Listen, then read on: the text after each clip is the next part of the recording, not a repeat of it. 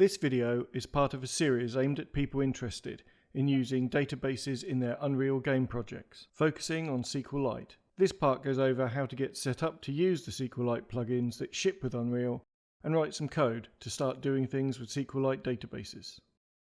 At some point, you'll need a SQLite database to work with. There are a bunch of ways you can go about making one. Various utilities such as DB Browser give you a simple interface for working with SQLite databases, creating tables and running queries. And I'm pretty sure there are other free utilities that do similar things. If you're using Rider as your IDE, then it comes with something JetBrains call DataGrip, which is their multi-database technology for manipulating databases. You can do all kinds of things with it. They have a long video on YouTube where they go into detail about it all. I like that you get the same kind of auto-completion and code correction for SQL that you get with everything else in their IDE, and I have to say, it's pretty good for writing and testing parameterized SQL queries. If you're someone who's more visually oriented and likes to do things by dragging little boxes around the screen and connecting them together with pretty lines, you might want to consider a visual tool like DB Schema. It isn't free, but it's database agnostic, allowing you to create your designs and then deploy them on different database architectures. There might be open source alternatives out there. If you know one, please drop a comment, as I'd love to try it out. You could also make your database completely from within your C++ code using the SQLite library. And of course, if you're one of those Linuxy types who won't scratch their own nose without editing some kind of text file from the command line, SQLite also has you covered with its free command line shell. You can do absolutely everything via the shell, make completely new databases, change settings, create tables and views, and run queries. You can even use the command line shell to fix your database after one of the other methods listed before have completely corrupted it. In all seriousness though, there are benefits to all these approaches, and everyone is different, so I suggest you see what works best for you. Let's get set up to use SQLite plugins in an Unreal project. First, you need to add the plugins to your project. If you're not familiar with adding code plugins, you will find them in the editor under Edit, Plugins. Just search for SQLite. The plugins you need to add are SQLite Core and SQLite Support. That should add 2 entries to the plugin sections of your uproject file.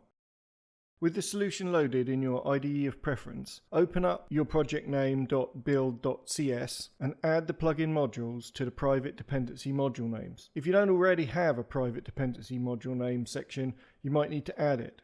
You should now be good to go with using SQLite in your code.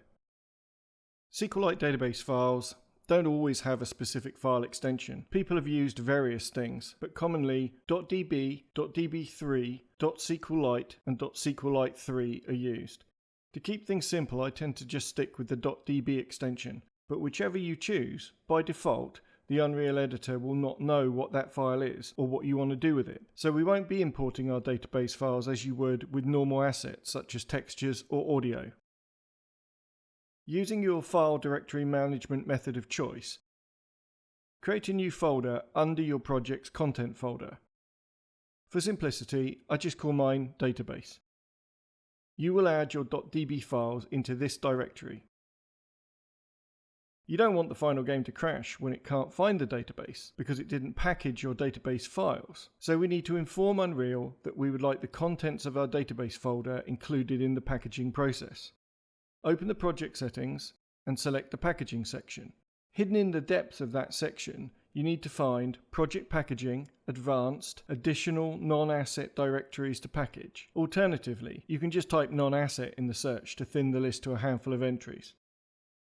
Create a new entry under the Additional Non-Asset Directories to Package and type your database content folder name in there. So in my case, Database. Now you're all set up for doing SQLite database stuff. So, assuming you have an SQLite database and a SQL statement you want to run, you will do something like the following. You make an fSQLite database instance and you open it with your database file path.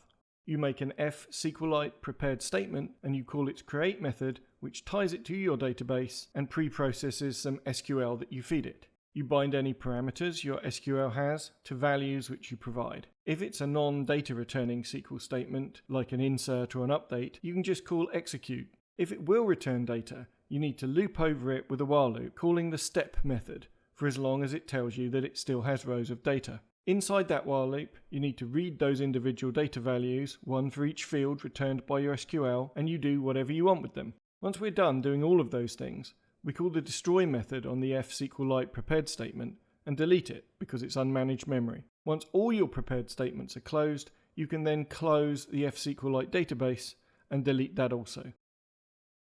Let's take a look at a couple of minimal code examples which demonstrate these things. Firstly, an action query that won't return any data. At the top, we have 3 f-string declarations. In a more practical example, these things would be replaced by values retrieved from settings or passed as parameters to functions. The first one specifies the path to our database. The second is the SQL query we want to base our prepared statement on. And the last is just the name of a parameter in the query that we want to set at runtime. To begin with, we try to open the SQLite database at our path. The open method returns a boolean letting us know if the database was opened successfully. We create a prepared statement, passing a reference to our open database and the SQL we want to base the query on. This works in a similar manner, returning true if the created prepared statement went without problems. Then we set the value of any parameters the SQL has. In this case, there's only one, and it's called @id. We can now execute our prepared statement to do whatever action the SQL contained upon the database. Once we're finished with the prepared statement, we can call its destroy method before deleting the pointer. And similarly, with the database connection, we call its close method. It's worth pointing out that database close method will fail if there are still objects using it that have not been disposed of, such as prepared statements that you didn't destroy. The second example runs a potentially result set returning select query. Everything's pretty much the same as the first example, right down until line 63. Select statements are not executed like action queries are. Instead, we call prepare statement step for as long as it returns SQLite prepared statement step result row. Inside the while loop that does this, we can read all the individual values for the row and do whatever we want with them.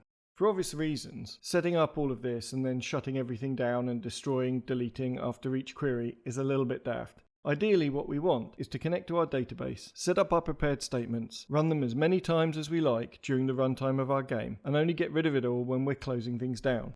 This is important to consider also because things like SQLite prepared statement create incur a certain overhead. It's basically going over your SQL and creating bytecode for it. Although it does this very quickly, it makes sense not to repeat that if you don't need to.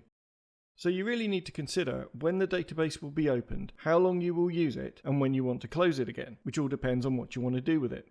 For example, if you want to use a database which stores preferences or settings, high scores, or maybe will be used to track the progress of achievements as the game is played, then something living in Unreal's UGame instance might work for you.